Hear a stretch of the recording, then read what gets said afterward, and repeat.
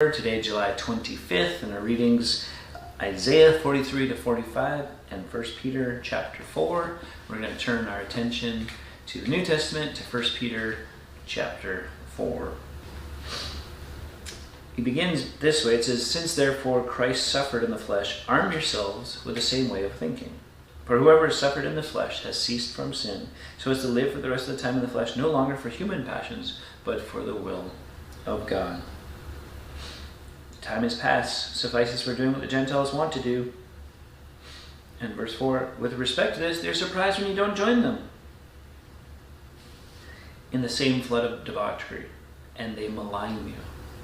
Right? Isn't that what's going on in our world today, in our culture? If you don't participate and affirm all of the debauchery, if you will, of what's going on in our culture, they malign you. They're surprised when you don't.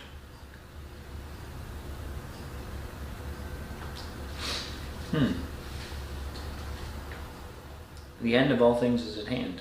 And therefore be self-controlled, sober-minded for the sake of your prayers. Keep loving one another earnestly, since love covers a multitude of sins. Show hospitality to one another without grumbling. As each has received a gift, use it to serve one another as good stewards of God's varied grace. Whoever speaks, as one who speaks the oracles of God. Whoever serves is one who serves by the strength that God supplies, in order that in everything God may be glorified through Jesus Christ. And so, giving it all to the Lord. And so then he comes back to this idea. He comes to this idea of suffering. He says, don't be surprised at the fiery trial when it comes upon you. You're like, what? To test you. As though it was something strange. It's not strange. It's the Christian life. Instead, rejoice, because you share Christ's sufferings, and so you may rejoice and be glad when his glory is revealed. If you're insulted, you're blessed. Don't suffer because you're a thief or a murderer or those kind of things. But if you suffer as a Christian, don't be ashamed. Let him glorify God. And then this interesting verse, and it's tied to suffering. It's time for judgment to begin at the household of God. If it begins with us, what will be the outcome from those who do not obey the gospel of God? You're like, let me read that again. If you suffer as a Christian, don't be ashamed. Let him glorify God. It's time for judgment to begin in the household of God. Some of the suffering that we're going to go through and that we go through is part of God's cleansing of the church. And it's good. It's right. Otherwise, suffering,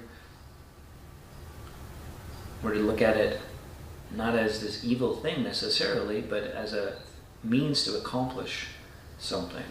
And a means to share in the suffering of Christ. And so we don't have to wonder, boy, it's not fair. No. Entrust their souls to a faithful Creator while doing good. And that's when you suffer according to God's will. Sometimes God allows it, plans for it. Yeah. That might be hard to swallow. But Paul talked about it as well, this fellowship of sharing in the sufferings of Christ. And we kind of don't want to talk about that. We want to pass it by. But so Peter brings it up again. And the good things that result is you're on the right track. And if you're living the Christian life, it's going to happen. So keep walking with Jesus. Till next time, keep growing little by little.